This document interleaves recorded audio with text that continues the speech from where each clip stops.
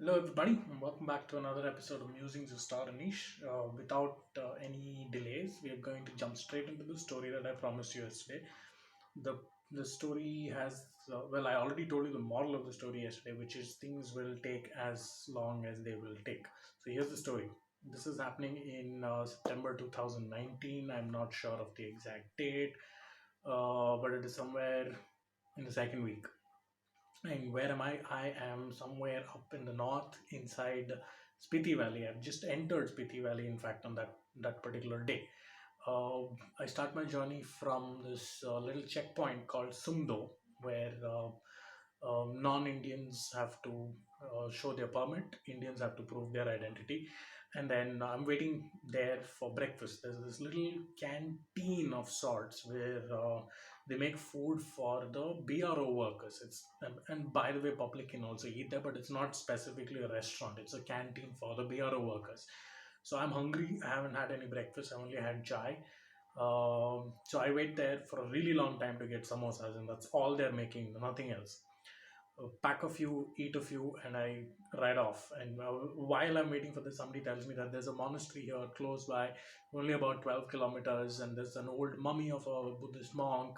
You should see it. Now, I had read about this, but it was really not on my itinerary because I don't know why it wasn't. It just wasn't. But then this guy was like really compelling, and I said, "Cool, let's go." Now, the distance is 12 kilometers, but the climb is close to 2,000 feet. So, in 12 kilometers, I'm going 2,000 feet like this. And that took me about um, 10, 11, 12, 13, 14, 15. That took me about 7 hours to get there. All right. Climbing all gravel with luggage loaded on the bike and alone. And this is where you realize that you're in Spiti because there are very few streams for you to fill water from. Anywhere before that, I was finding streams, but here there's no streams. You've really truly entered a high altitude desert over here. So the thing to do is with water is, hike down a little bit, find the river, fill up from there. Isn't the best water source because of the sediments, but in terms of purity, A grade. So anyway, I get there. The altitude sickness is kind of getting to me because I've not been at 12,000 feet. I've not been in that altitude yet during my whole trip.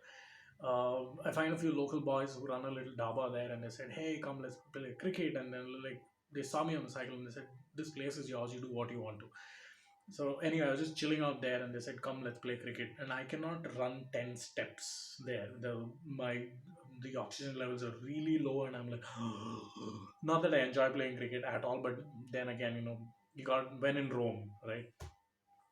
So we played cricket, and then now like I need to repay this debt. So I said, "Hey, you guys are all chai drinkers. I'll show you some coffee." So I walk up to my bike, which is parked a little far away. Bring my supplies from the bike. When I say bike, this means that this is a bicycle for the new audience. I kind of commandeered their kitchen and I said, "Hey, just leave, give me some space. I'll make coffee for you." As soon as I walked in, there are two motorcycles that show up. Now this is about 5 o'clock in the evening, so it's already cold. It's at least chilly. It's not cold yet. So I'm inside the kitchen making the coffee, and their restaurant staff, there's this chef cook kind of guy, who's making Maggie for the two motorcycles. So the two motorcycles has two men and two women on them.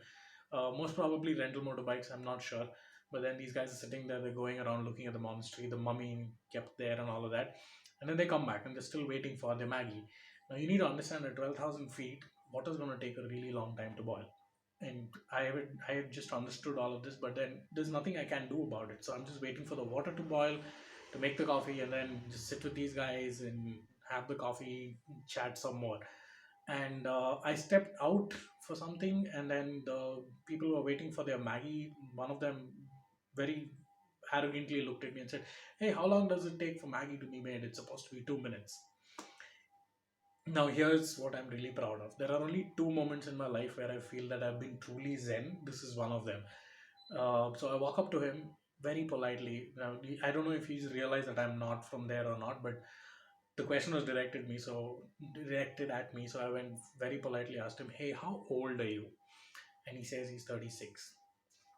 And I asked him, "How long did it take for you to be 36?" Then he just looks at my face and you're like, 36. And he was whining, all of these guys were whining about the altitude is screwing us over, we're not able to breathe, bring our food. So that same altitude which is making it tough for you to breathe is also making it is also the reason why there's a longer time frame taken to make your Maggie. Now if you're in a hurry, you're welcome to leave, but we would really like that you ate something and left.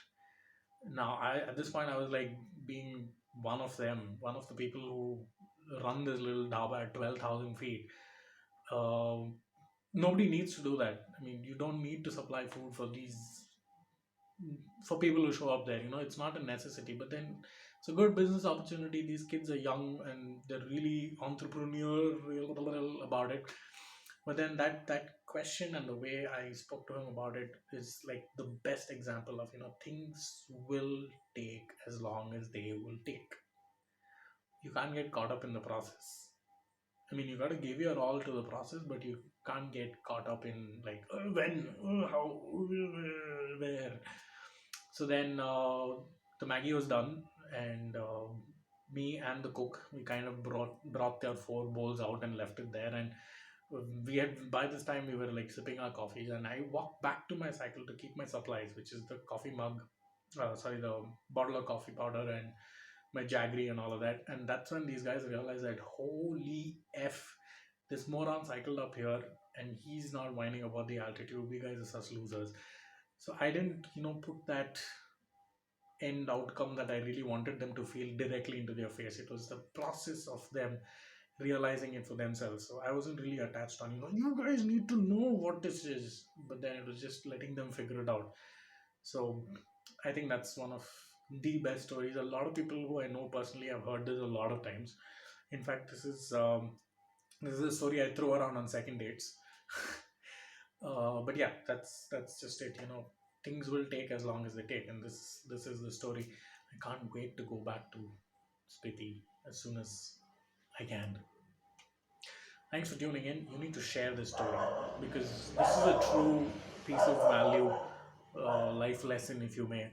So you need to share this little video. Now I'm gonna like be that guy who's gonna ask you to share, like, and subscribe to videos. See you guys. Good night.